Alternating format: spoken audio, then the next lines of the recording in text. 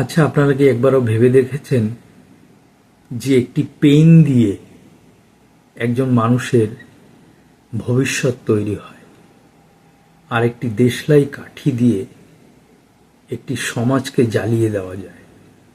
অর্থাৎ এই পৃথিবীতে ভগবান সব কিছুর সৃষ্টি করেছেন বা সৃষ্টি করার ক্ষমতা মানুষের মধ্যে দিয়েছেন। তা এখন পেন দিয়ে লিখে পড়াশুনো করে নিজের ভবিষ্যৎ উজ্জ্বল করা যায়, তৈরি করা যায়, আর একটি দেশলাই কাঠি জ্বালিয়ে একটি সমাজকে আগুন লাগিয়ে শেষ করে দেওয়া যায়। তো সেই জন্য সবসময় চিন্তন করুন, যে কোনো বিষয় নিয়ে ভাবুন, আর নিজের মধ্যে পেন আছে, পেনকে দিয়ে নিজের ভবিষ্যৎ তৈরি করুন। দেশলাইয়ের কাঠির মতো জ্বালিয়ে দিলে নিজের জীবনটাও জ্বলে যাবে। তাই পেন যেমন আপনার ভবিষ্যৎ তৈরি করতে পারবে, দেশলাই কাঠি কিন্তু আপনার ভবিষ্যৎ জ্বালিয়ে দিতে পারবে।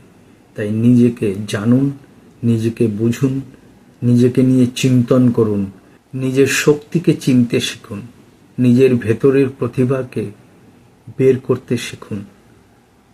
যত লড়াই করবেন তত জ্ঞান অর্জন করতে পারবেন, যত সমাজের মানুষের সঙ্গে মিশবেন তত আপনার অভিজ্ঞতা বাড়বে।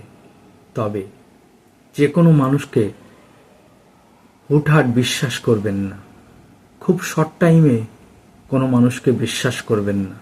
কারণ যারা ধুরন্ধর মানুষ হয়, যারা প্রতারণা করে, তাদের ভাষা এবং ব্যবহার কিন্তু অত্যন্ত মিষ্টি হয়। তাই নিজেকে তৈরি করুন, সমাজকে চিনুন, আর নিজেকে পেনের মতো ব্যবহার করুন। দেখবেন আপনার ভবিষ্যৎ তৈরি হয়ে যাবে, কেউ আপনাকে আটকাতে পারবে না।